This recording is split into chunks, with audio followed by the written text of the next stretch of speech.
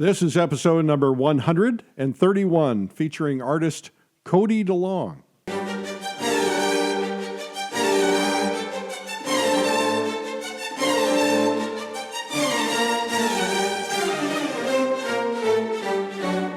This is the PleinAir podcast with Rhodes, publisher and founder of PleinAir magazine.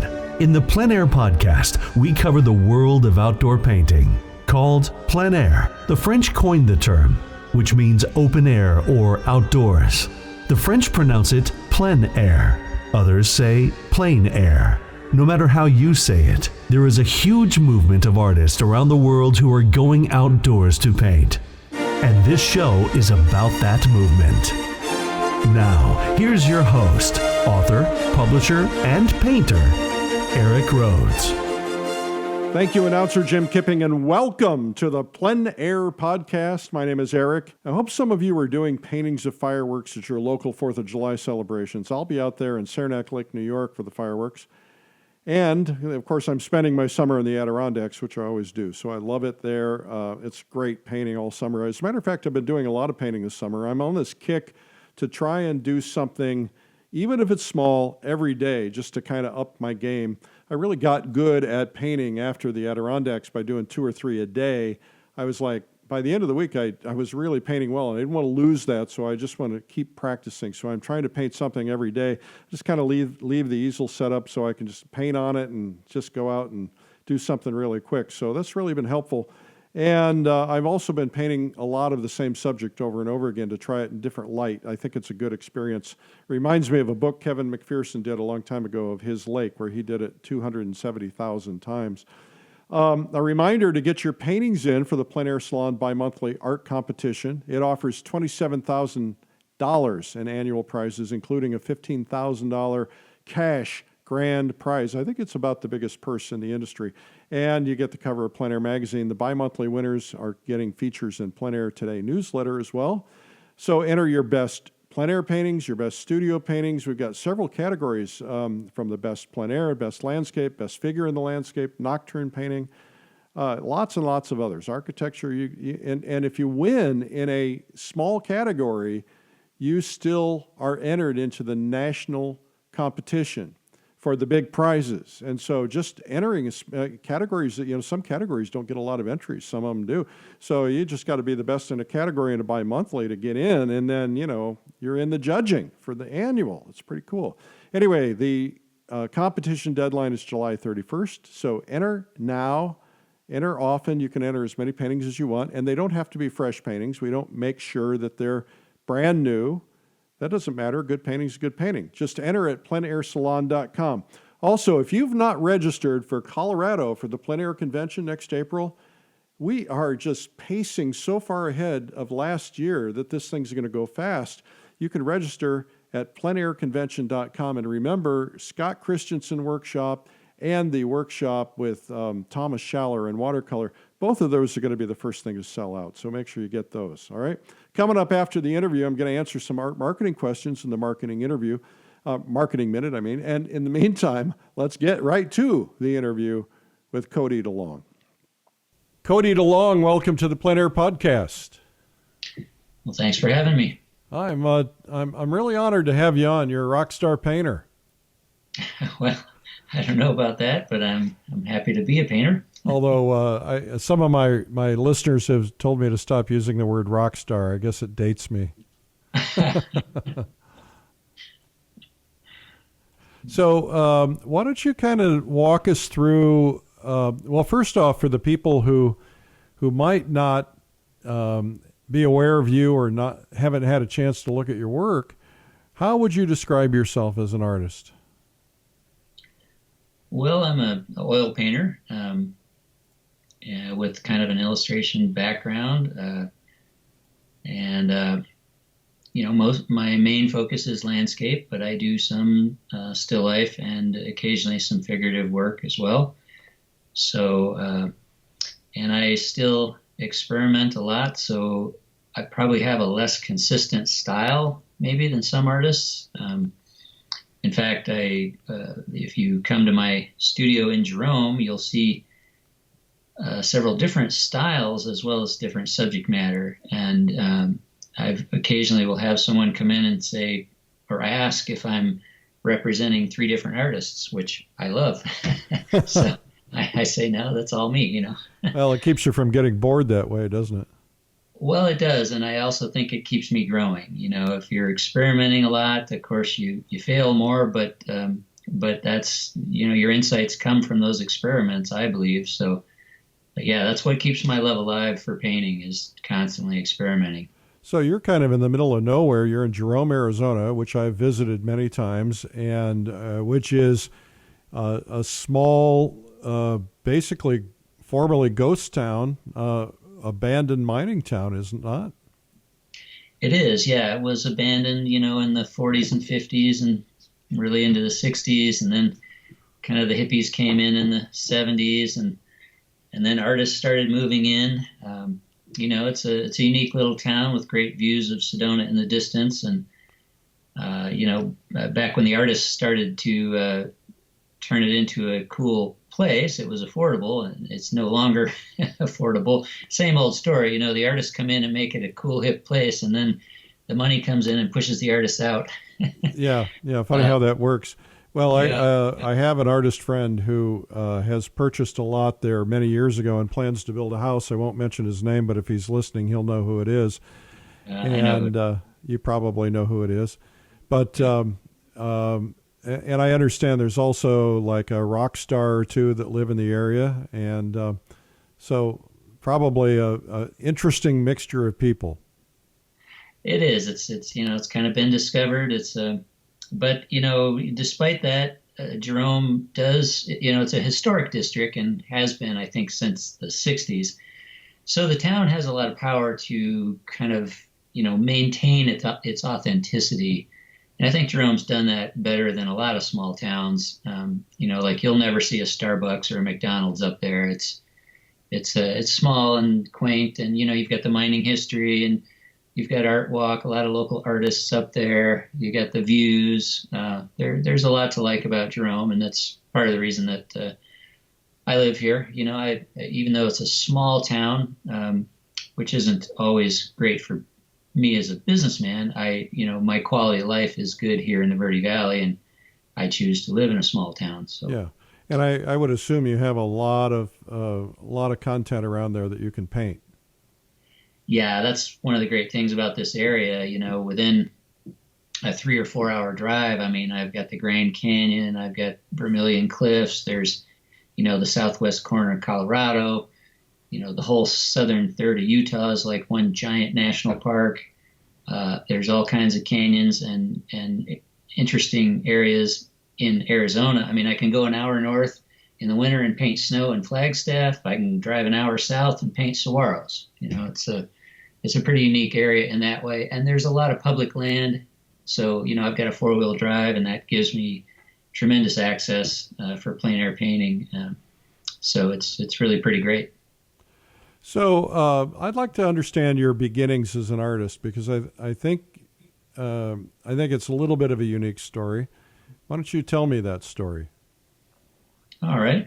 Well, you know, I think I was born like a lot of us artists with the urge to create art. I was always drawing as a young child, and fortunately, both of my grandmothers encouraged me and kind of filled me with the idea that I could be whatever I wanted. So I thought I'd like to be an artist. But I grew up in a small town in rural Michigan where there were no artists, at least no working artists, and really no museums or even galleries or anything. So it was kind of a pipe dream early on. I became a machinist. I worked in the tool and die industry right out of high school. But as you may recall, kind of in the early 80s, we had a automotive recession. And so being a young single guy in a non-union shop, I volunteered to take a layoff one summer, and I decided I didn't want to sit around and do nothing, so I bought an airbrush and kind of taught myself how to airbrush. And I started making some extra money just going to the swap meets on the weekends and airbrushing T-shirts and license plates off the tailgate of my truck. Now, were you in Arizona at the time? I was still in Michigan at the time. Michigan, okay. Yeah, and then that grew a little bit, and I started doing like state fairs and car shows in about a 5-state area surrounding Michigan. I bought a little trailer and I cut the side open so it would open up, and had a compressor and a heat press, and I was doing, still the airbrush T-shirts. And then in the winter, I would work out of a T-shirt shop in a mall or something. And one year I did that in the suburbs of Chicago and met someone who had a concession in Las Vegas. And at the time, the Excalibur Hotel was kind of the big new thing. And so he had downstairs in that hotel, he had both a caricature booth and an airbrush booth. And so he hired me to go out there and train some staff for the airbrush booth, which I did for a couple of years. And then I had people coming in with their gas tanks and helmets saying, hey, can you airbrush this? And of course, I couldn't spray urethanes inside the casino. So I opened a small shop. I looked around Vegas, and at that time, there was really not many people doing that, if any. All these guys were driving over to LA to have custom work done. So I opened a shop, and I was very busy for several years, doing hood murals and custom Harleys. And then later I did, some murals, some kids' rooms, even backdrops for casino shows. And it was just about as busy as I could be. And then I met a designer who was working in the, he was formerly from the motorcycle industry, but he was developing some new products, and he hired me to do illustrations. Before computers were popular, if you wanted a cutaway view of a product or something, we would airbrush that, right? So that gave me the idea that I could travel and work for him through the mail. And so I bought a small motorhome, and I was kind of burned out on Vegas by that point. And so I bought a little motorhome, and I mounted a drafting table in there with a little pancake compressor bolted on the floor underneath, and I could do airbrush illustrations in there. And also I did some sculpture, some pattern making for him. And so I hit the road, and of course this was before cell phones or the internet, really. And so once a week I'd find a payphone and call him and tell him what little town I was in, and he'd send me a check, general delivery to the post office, and I'd buy some gas and groceries and go back out in the woods for a week and paint and work on things for him. But I had a lot of free time too, and I had a little dirt bike, motorcycle, and I would ride up into the woods every day, and that's really how I started painting in oils. There was no studio. It was PleinAir every day because that's all I had. And I think that was really good training for me, switching from airbrush to oils and really learning to observe the landscape and trying to find my voice and how I wanted to interpret that, and how different that is from commercial art, trying to switch to fine art. And so anyway, I was on the road for about 4 years traveling around in that motorhome, just me and my dog at the time, and had a lot of great adventures. And then ultimately I resettled in Arizona, and I've been here for this fall. It'll be 20 years that I've been selling my work in Jerome. Oh, that's fantastic. Yeah. It's a great story. So how had you, where did you get this idea of actually painting outside? Had you seen it? Had you heard of it? Or you just decided to try it? Well, I think somebody gave me Kevin McPherson's first book, and I thought, oh, wow, that looks like a lot of fun. And I was really wanting to get away from commercial art. I was just tired of doing other people's designs. I really wanted the freedom to paint what I wanted to paint. And, I knew I'd probably make less money, especially in the beginning, but it was more about artistic freedom. And I just fell in love with oil paints, the ability to work wet into wet and to rework. And they're so forgiving and so versatile. And I like the glow. And I just, enjoy mushing paint around on the canvas still to this day. So, I just wanted to learn it. And so I taught myself for a while. And then I did, take a couple of classes early on, a couple of workshops, like at the Scottsdale Artist School. But mostly it's just been brush mileage, my own experiments. Well, you talked about experimenting. You said that you had looked like 3 or 4 different artists hanging in your studio. So help us understand the range of the kinds of things that you're doing. Well, one of the things that I've sort of developed in the last year is, we all have some less successful paintings, let's say, and I had a large canvas that I just didn't want to throw away last winter, and so I painted over this failed painting with kind of a purplish gray of a medium value, just to cover up the old scene, and then I started with a palette knife, just building up some grainy texture on there. It almost looks like a pastel effect. And I turned that into a whole little series of paintings, starting on this medium tone. And then, I would sketch out the scene in charcoal and then build it from the center out and let it fade out on the sides so that, some of that underpainting would show through. And so that's one style that I've kind of been working on. And then also just in the more direct painting technique that I more usually employ, just always trying to find my own shorthand in my brushwork and create a little bit more abstraction within the realm of realism. And that's just, I think, an ongoing, lifelong process. But it's something I'm always working at. Mm-hmm. So you use the term, I was looking at your website, you use the term modern impressionism. Tell me about that.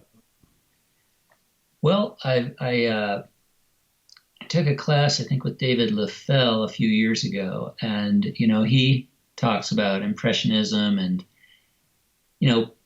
painting with paint and having an abstract underlying concept for your work, not painting things, but painting ideas. And that really spoke to me. And then I started studying a little more about Impressionism. And, everyone's pretty familiar with the French Impressionists, and, they fought the good fight with the Salon, and that was great. But I found that I was a little more drawn to some of the early California Impressionists. I think that they maybe cared a little more about drawing and used a few more values, and some of their work was had a little more variety in the paint quality. And so, I also, being kind of a student or an admirer of the early illustrators, from the golden age of illustration, I've always been impressed with those guys and their work ethic and how they would do little sketches and studies and then a color comp, and they build this idea all within the realm of commercial art, which I found amazing. But just the craftsmanship. And so I guess modern impressionism to me means, having both a concept, but also then really trying to execute that with some skill, not just being all emotion and no skill, or all skill and no emotion, really trying to find that balance between the two. And so that's, I guess that's sort of, to me, what I mean by modern impressionism: having good drawing, good value design, good shapes, good paint application, edges, all of that, that you're building on top of your abstract idea to begin with. Mm-hmm. So I sort of think of it as kind of one step beyond what we normally think of as impressionism, where you're trying to add just a little more skill on top of your impressionist concept. Well, there's a lot of definitions of impressionism. I'm not sure which ones are right or which ones are wrong, or if there are any that are right or wrong. But I think that everybody, there's a lot of people who call themselves impressionists who don't really know much about the history and how what defined impressionism at the time. So it's kind of interesting to hear this. So, are you teaching at all? Do you do any workshops? Do you teach groups, or are you pretty much out on your own? I did teach a lot in the early days, and I think it was great for me to be, reviewing the basics during that time. And but the last couple of years, I've kind of shied away from it a little bit. Kind of just wanted to focus on my own experiments. I do teach, but I do like to help people, unlock their creativity and try to give back a little bit. So I do one-on-ones in my studio by appointment. And basically, it's a half a day session where I teach a 6-step thought process so that when they're painting on their own without the instructor, they've got a set of questions to ask themselves and kind of in the right order, so that the idea being they don't get halfway through a painting and have to and suddenly realize that they have to do major surgery. Yeah. So, what are those 6 questions? Can you say? Sure. Well, the first is your idea, your concept. What is it really that you're trying to say? What's your underlying abstract idea or your concept for the piece? And then once you have that, the rest is just your tools. Composition. You may do some thumbnail sketches to try to compose for that. Are you going to maybe move the horizon line up or down, or you're going to crop it or rearrange it, the big shapes. And then after you've got a little thumbnail sketch, then you think about your value plan, often under considered by beginners. We often have to help Mother Nature along a little with the values, especially here in the desert where we've got dry air and you can see really clearly for long distances. So you have to fake distance. Yeah, just right. You're gonna have to. If you paint exactly the truth that you see, your painting will look flat because the values in the background are often very close to what they are in the foreground. Especially in the shadow areas, you may have to lighten those values a little in the background, and maybe also gray some color. So concept, composition, values, and then drawing as it pertains to painting, proportion and placement of the larger shapes within the canvas. What shape's going to get the most real estate and dominate, and what's your lead in look like, that sort of thing.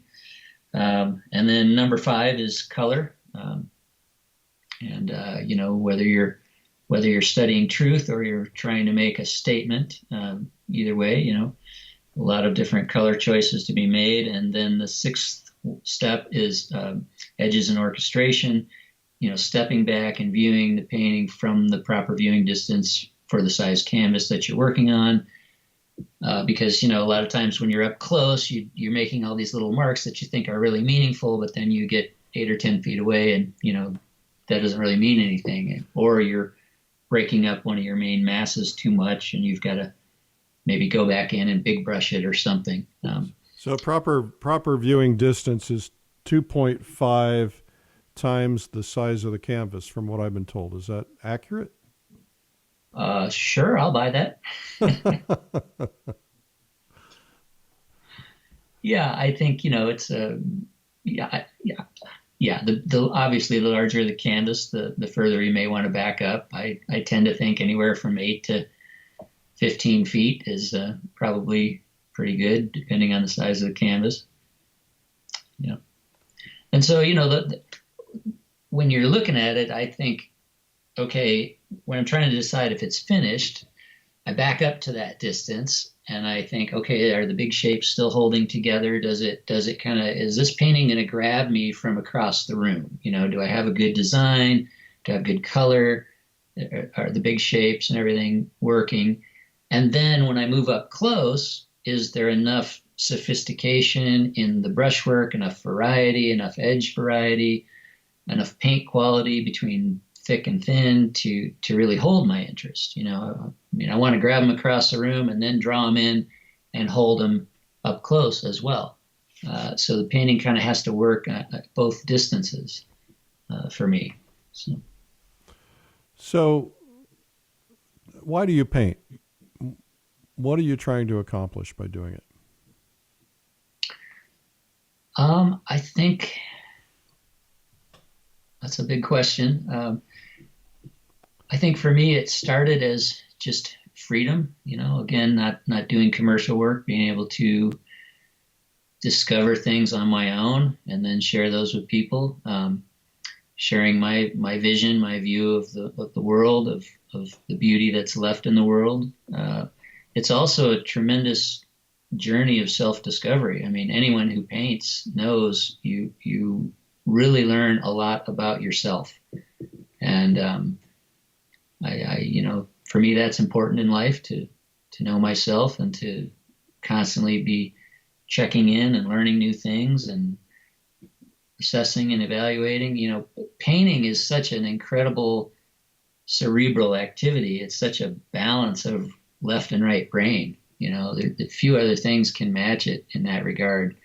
And so I really find it a challenge that, for example, a lot of things in your life, you learn it early on. There's a steep learning curve, and then you kind of know it, But with painting, I can never learn it all.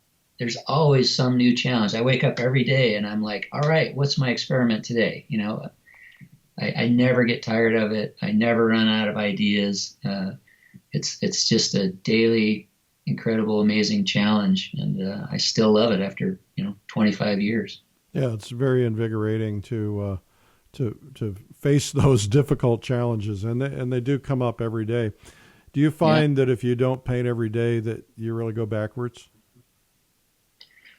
I don't know that I need to paint every day, and in fact, I'm not able to. As a one-man business operation, I spend at least 2 days a week, usually Monday and Tuesday, on the computer. That's the the glamorous part people don't see. You're ordering supplies or entering shows or updating your website or sending out newsletters or communicating with clients or paying bills. It's endless. And so there's a couple of days that just get eaten up by that. And also, I do try to strive to live a balanced life, so I exercise religiously. I want to, spend some time with my girlfriend. I make time for friends. I know a lot of artists who are just completely engrossed in their art to the exclusion of all other areas of their life. And, that's, if that makes them happy, that's fine. But I'm certainly passionate about my art. It's a big part of my identity. But art isn't everything. There's other areas of my life that I want to develop as well. And so I have to make a little time for that too. Like, what are they? Do you have other, you mentioned working out, you mentioned your girlfriend, but do you have other interests that really excite you? Well, I'm a fairly avid mountain biker. I like to hike and camp. Often I'm painting when I do that too, but rafting, a lot of outdoor activities, just communing with nature, even just making time to observe while I'm in nature is important, I think, to the painting process. Just sitting and looking and developing your eye is just as important as learning what colors to mix and what value and where to put it. Absolutely. So giving yourself some time to think is, I think, vital. I know a lot of artists who work so hard, they don't have time to think, and they kind of stagnate. They get a certain technical skill level, and they get very good at that one or two things that they do well, but their thinking never evolves much. And I think giving yourself some time to just be inside your own head, undisturbed for a while is important. So you mentioned earlier, you mentioned, we were talking about composition, and composition is probably one of the most misunderstood areas of painting, and something that, it takes a while for an artist to really kind of figure out how important that really is. And it's, of course, it's one of the essentials, obviously, like values and other pieces of it. So you were talking about lead-ins. Do you have a specific kind of approach you take to composition, or do you, are you moving things around when you're out there? You're moving trees. What's your process? Are you using the golden mean, or you're using equal thirds? Do you have any particular process? I really don't. I try really hard not to be a formulaic painter who kind of handles things the same way every time. My ideas about composition are always based off of what's my initial idea for the painting, what's my abstract concept, if you will. Sometimes it could be, wow, this scene's got some really interesting intersection of lines. Maybe it's kind of a linear design, and it's not necessarily about color. Then the shapes are really important, and I may exaggerate some of the perspective, or stretch a mountain a little taller, or make the river a little wider, whatever I think makes it a little more dynamic. Other times it's less about the shapes and the composition, and maybe it's more about color vibration. There's a couple of colors out there that are really vibrating and creating a certain atmosphere. I try to, the composition I think of as just one of the tools in my toolbox that I select in support of the idea. Mm-hmm. And so when you work that way, it's never boring, because you're not always approaching composition the same. You're letting the idea sort of dictate how to approach composition. Now, I got the impression that you're doing oil and you're doing pastel. Is that right? No, I am exclusively oil these days. I have, in the past, I've tried all the mediums that I could get my hands on. Maybe with the exception of egg tempera. I never tried that, but well, there's still time. Yeah. Watercolor, pastels, acrylics, and of course airbrush with everything from dyes to urethanes. Painted on metal, painted on all kinds of different surfaces, and I keep coming back to traditional oils. On linen is my favorite, and I just feel like that gives me the most latitude to experiment. And are you a limited palette guy? What's your palette look like? Not as limited as it was in the early days. I mentioned earlier having Kevin McPherson's first book where he was advocating just the three primaries, and I did that for probably the first year and a half that I painted, and I don't think those paintings were horrible color-wise. They're probably horrible for other reasons, but over time I've added other colors, and I have kind of a set of maybe 10 colors or so that I consider my core palette these days. But I'm always experimenting. Usually every month or two, I'll introduce one new color, and just play with that for a while and see if it really adds anything or not to what I'm doing. And, if it's not really much of an advantage, then I fire that color and I try something else new. The exception to that would be if I'm doing some figurative work, then I do bring in some more, earth tones, maybe some raw umber and other things to facilitate flesh tones. But for most of my work, landscape and still life, I've got my basic palette of 10 or 12 colors, and that really seems to work for me. So we oftentimes have people who are listening who would like to improve their game a little bit. You talked about a few things in the beginning of the podcast when we were talking about the 6 steps and so on. Do you have any particular things that you've discovered that were really helpful for you that you might be able to share with others?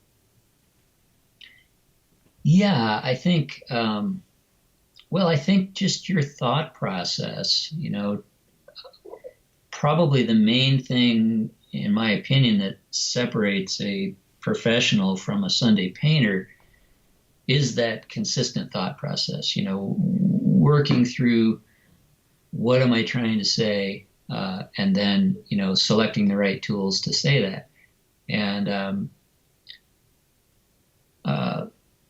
another thing I think helps is, like, when I go out plein air painting these days, if it's not a competition, if I'm just out painting for myself, the first question I ask myself is, am I studying truth or am I making a statement? It's a big difference. If you're just out there to study truth, then I'm not putting any pressure on myself to come home with a finished frame-worthy painting. I'm just really trying to get the subtleties of the atmosphere, the quality of light, the local colors, that all those little subtle things that my camera is not going to give me. And then I can take that along with my photo and go back to the studio. And from that study in the photo, I can often work up a totally different painting based on other color choices I might make in the studio. But other times I'm out there really wanting to reinterpret on the spot.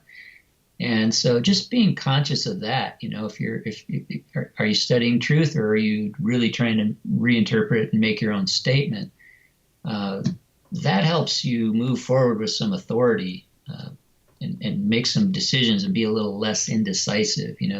We have so many choices to make in painting, and especially in plein air, as you well know, your time's limited and you kind of have to make some decisions and move on. And sometimes that's great because you come up with solutions you wouldn't have otherwise, and sometimes it's not successful, but you always learn something. And so I think that's a great way to start is, am I studying or am I producing today?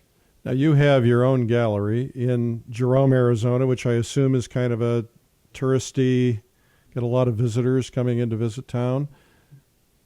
Yes. Uh-huh. So would you say that the majority of the work that you sell comes out of that gallery, or are you working through other galleries as well? What's working? Well, at the moment, it's just my gallery. I've been in other galleries in the past. I've been in Scottsdale twice. I've been in Tucson twice. I've even been in a small gallery in California briefly. Been guest artist at many galleries. I seem to have the gallery curse. It seems like every time I'm in a gallery, then a year or two later they go out of business. So I just haven't had a whole lot of luck. And the last couple of years, I've really been focused on developing myself as an artist, and I haven't been out there really beating the bushes trying to get more representation. This winter, I thought I would create a new body of work with the idea of approaching another gallery in the spring. And, fortunately, I ended up selling all that work. So didn't approach anybody. It's still in the back of my mind, though. In fact, I'm going to be making a trip here in a couple of weeks. I want to go over to Carmel and look at some of those galleries. My season here in Jerome is really slow in the summer months, as you can imagine. And folks with means tend to go elsewhere when it's hot here. So it would be nice to be in a gallery that has a summer season instead of just sitting out the summer season every year. So I will be focusing on finding some more representation soon. But at the moment, it's just my little studio and a couple of plein air events that I do, and that's my income. So what have you learned about selling art by dealing with consumers who wander into a studio? Most artists don't ever get that experience. If they have a gallery, the gallery has somebody else doing the selling. Is there something that you've discovered through all of this that is effective in selling art? Do you just leave people alone? What's your process like? Well, I'm far from the best at it. There are days when I'm better at communicating with people, and other days I'm more focused on painting. And it is a real challenge to switch your brain off and on from painting, going back and forth between talking to someone and then resuming your painting. It's taken me a long time to even be able to do that on any level. But I think sales are like any other industry. It's about quickly developing a relationship with whoever you're talking with. And again, some days I do that better than others. It would be better for me to have someone who's just a better salesperson because I'm more interested in the technical side of painting than I am in selling. But I'm able to do enough that I can pay my bills. I think one of the things I do when people come in is I introduce myself. I say hello. I let them know this is my work and that I'm working in oils and that I do some of the work outdoors and some of the work in the studio. And then I invite them to look around and, ask if they have any questions. And then I leave them alone for a while, and I'll sort of watch them out of the corner of my eye, often while I'm resume painting. And it's, one of the nice things about having your own studio is that you get to see which paintings consistently draw people's attention and which ones consistently get ignored. I may have a piece that I think is, my best thing I've ever done and nobody else looks at it. Or I have something that I think, geez, should I even frame this? And everyone loves it, It's interesting what the public likes versus what the artist likes. But after they've wandered around a bit, you can kind of tell if they're interested. And often if it's a couple, husband and wife, and they can talk a little, if I find that they're lingering in front of a particular piece or two, then I'll step up and just talk to them a little bit and ask them what brings them to Jerome, and, do they have other art, and what they like about that piece, or do they have a favorite, and just begin a conversation.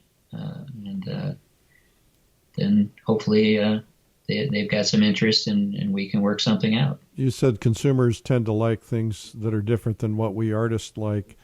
Can you articulate what that means?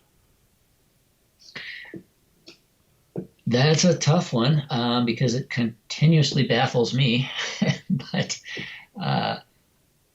and different people like different things. It's just, there's so much, that is the subjective side of art.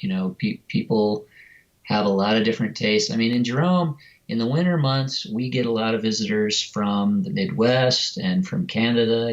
They're coming there for the warmer winters. And they tend to have a little more conservative tastes than the traffic that I get maybe in the spring and the fall, which may be more from, the western states and including California. They tend to have a slightly different take on things. So my approach, since I can, is to have a variety. I'll have a lot of typical things that I know people are looking for when they come to Arizona. Like I will, for example, have a certain number of Grand Canyon paintings, some Sedona pieces, some saguaro pieces, some sort of classic desert scenes, some Jerome things. And then I have just some oddball things that I do just because I like it or intrigues me, and I'll put it up and just see, if it gets any attention or not. And it's interesting because the one thing I can say for sure is that when I'm trying to force myself to paint something because I think I need another Sedona piece, I'm running low, but I'm not genuinely inspired to paint that Sedona piece, it's not going to sell. But if I paint something a little odd, but I'm really excited about it, that inspiration, if you want to call it that, is evident on the canvas, and it's probably going to speak to someone, So I try to paint as much as I can. I try to paint those things that I'm really excited to paint, and that's usually what speaks to people. That's interesting that happens, because I would think the temptation would be to, because you're trying to make a living, is to paint what sells. And, if Sedona paintings sell well, or the little downtown streets or whatever, the temptation would be to do more of those. But I would agree. I think if the passion is missing, it's not going to come through in the painting. Well, and I have limited wall space. My studio is not huge. And so, yeah, I've really found over the years that if it's something that I'm excited about, and it's at least kind of Southwest flavored, I have traveled east on painting trips and, painted the East Coast some, and I've gone north and painted snow scenes, and I do find those are difficult to sell here in Arizona. But so, I have to be a little realistic, but within the realms of the general Southwest area, there's quite a bit of variety. And any place that I've recently traveled and come back from, you're going to be charged up to paint that, right? And so even if it's not classic Sedona or Grand Canyon, if it's got a little bit of Southwest feeling to it, it'll probably sell, especially if it's something that I'm inspired to do. So what is the oddest experience you've ever had inside your gallery? Can you think of anything? Wow, there's been many. Well, the vast majority of people have zero interest in what I'm doing. Probably 98% of the people who walk in the door, there's two other shops in this building. One sells Mexican imports and the other has T-shirts. So I'm kind of like in a little mini mall.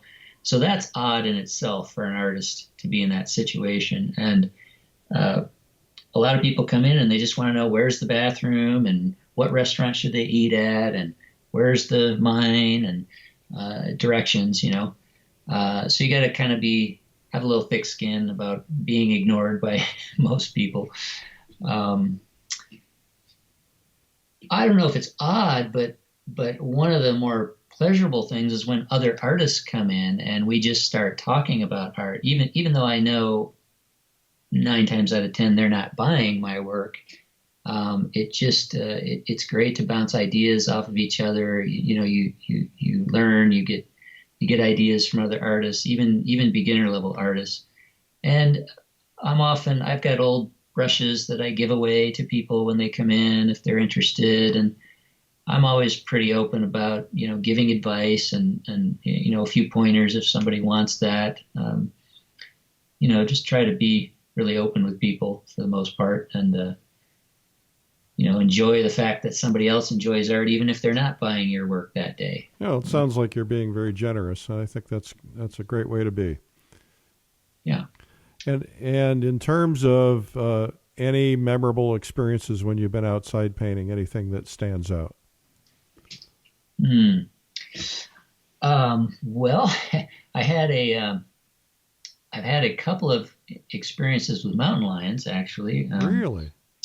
One year I was up near Jackson Hole, northeast of there, out by Slide Lake, and just north of Slide Lake, there's an area where you can camp, and it's got all these ledges and things. And I was out car camping one day there. I just had a pickup truck, with a fiberglass shell on the back, same height as the cab, with a cot in there. And it was just PleinAir painting trip, for a week up there in the area. And so one night I was out taking a bunch of pictures, walking along these ledges, and then went to bed, and about I don't know, 2 o'clock in the morning, my whole truck shook. Something had jumped onto the hood of the truck.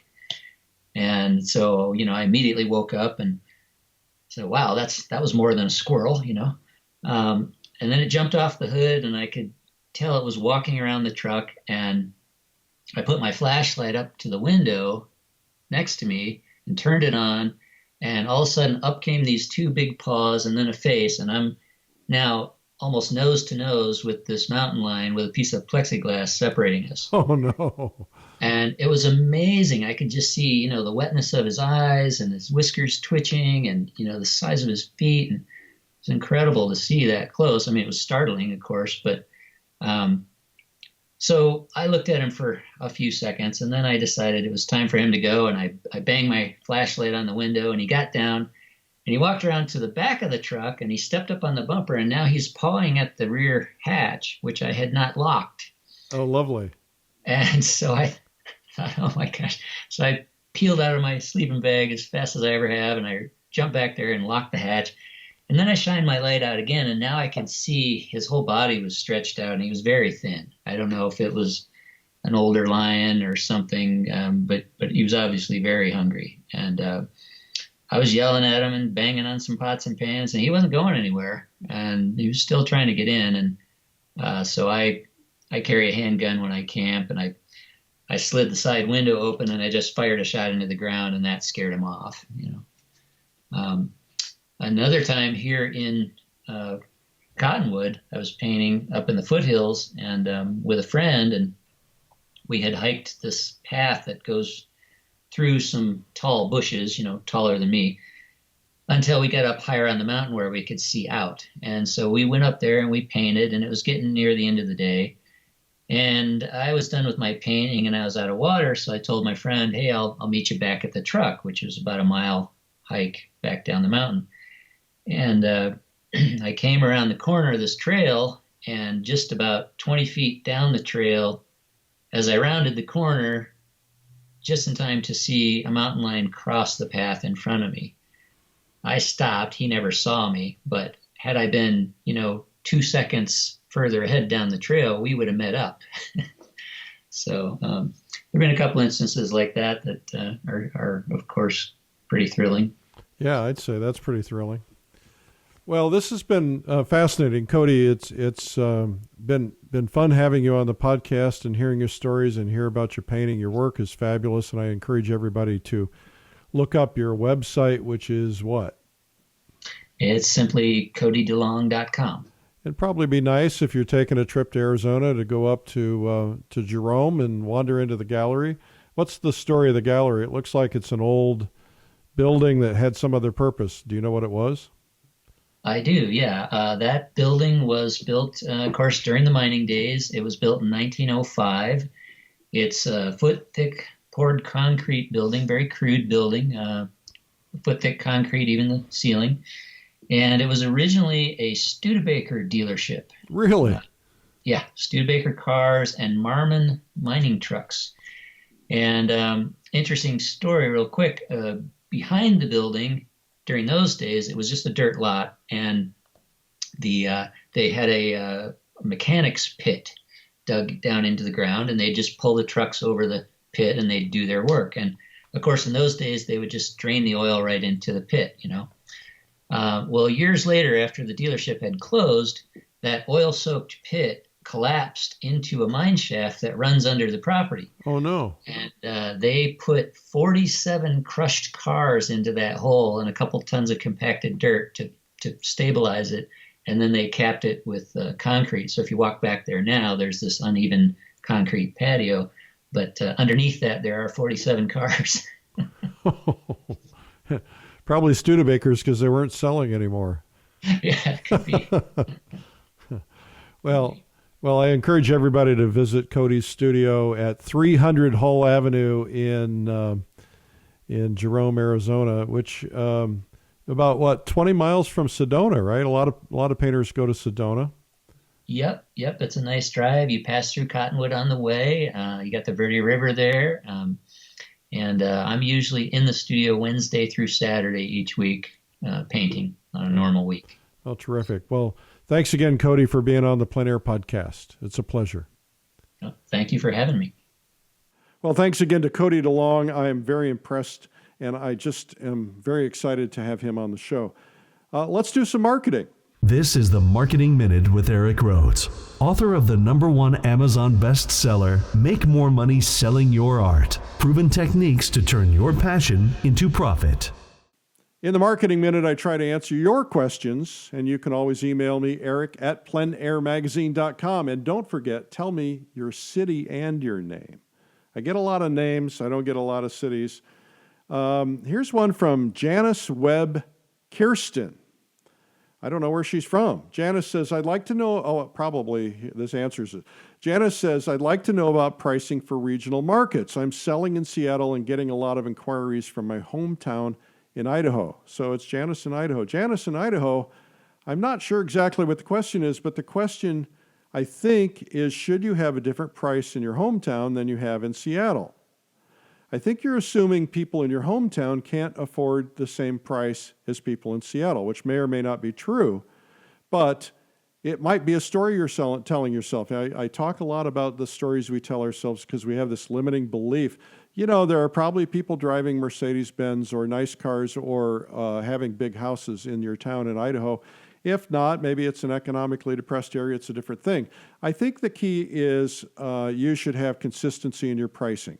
I don't want to go on a website. You know, if I walk into a gallery in Seattle and then I look up your name and I find it on a website in a gallery in Idaho for half the price, I'm not going to be a happy camper, right? And then that's going to cause all kinds of other problems. And so I don't think necessarily having different prices is a good idea. Now, sometimes there's a good reason for it. So, for instance, I'll paint a 9x12 figure painting and I'll paint a 9x12 landscape painting. The figure painting might take me 5 times longer. Maybe I'll ask for a different price for that, but it's an exception, right? So that's one of the things you want to think about. Also, you really should be in the places that are going to sell your artwork. You know, it's not about getting the lowest price, it's about getting the highest price. And so if you're selling well in Seattle, you know, do you really need to sell in your hometown? Maybe you can pick up another gallery in another market like Seattle so that you're selling, you know, get into Santa Fe or something like that. So I think that kind of answers that question. Here's a question from Jane Cameron in England. It doesn't say where in England. Jane says, you Americans, I think we're being scolded already. Jane says, you Americans tend to be much more forward about marketing than we are in England. I'm afraid that if I tried some of the tactics in your book and using a lot of repetition, I might get laughed out of town. Well, Jane, there's a figure of speech called laughing all the way to the bank. That's all I can tell you. There are 3 things. First, only you know your market. Make sure you know your market well, and make sure you're not telling yourself a story. You know, is this really true? Because I've had lots of those stories, and in reality, they were never true. You know, somebody will say, well, you email too much, and I know some people don't like that, but when I don't email, I don't sell anything. When I do, things tend to sell. So you've got to follow practices in marketing that are going to work. Practices in marketing have to do with very compelling headlines, very compelling copy, things that are going to get attention. You know, great marketing works pretty much the same way anywhere. I went to a seminar, a marketing seminar, and there was a guy there, I can't remember his name, but he was from the United Kingdom, and he did seminars in the United Kingdom. And he said when he started out, he believed this whole idea that, you know, and marketing in England is more genteel, so he kind of took that approach, and nothing was selling. And so he went to the marketing guru, a guy named Dan Kennedy, and Kennedy basically said, no, you got to use the same principles. Same principles apply everywhere. You got to have repetition. You got to have compelling copy. You don't try to be so genteel. So he went out and just did what he recommended he do, and all of a sudden everything started selling. So he was telling himself a story. Great marketing works. Great marketing techniques work.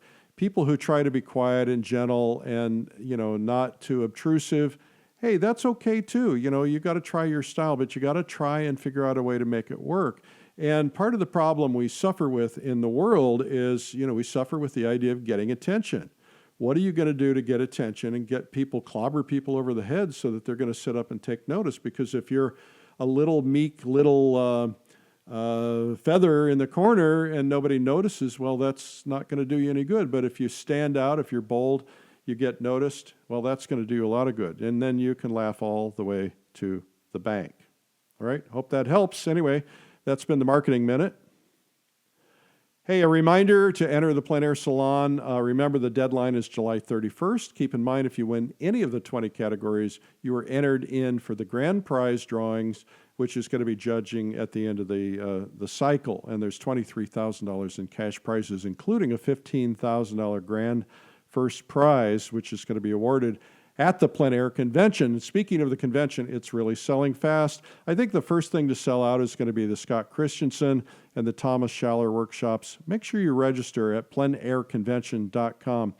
And if you've not seen my blog on Sunday mornings where I talk about life, philosophy, stuff, and things, highly technical terms, check it out. It's called Sunday Coffee. You can find it at coffeewitheric.com. Sign up there and get a free subscription. Always love doing this, love being on the podcast with you. Thank you, everybody, by the way. I hear from a lot of people who tell me they listen in their studios. Somebody told me they listened in their car all the way from the east to the west to the PleinAir convention. That was pretty cool. I'm sorry if you get sick of my voice. Anyway, have a great week. We'll see you next week. I'm Eric Rhodes, publisher and founder of PleinAir Magazine.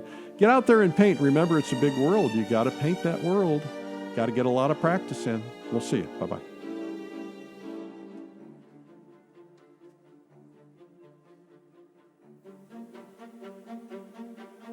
This has been the PleinAir Podcast with PleinAir Magazine's Eric Rhodes. You can help spread the word about plein air painting by sharing this podcast with your friends.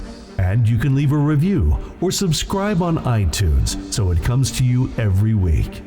And you can even reach Eric by email, eric@pleinairmagazine.com. Be sure to pick up our free ebook, 240 plein air painting tips by some of America's top painters. It's free at pleinairtips.com. Tune in next week for more great interviews. Thanks for listening.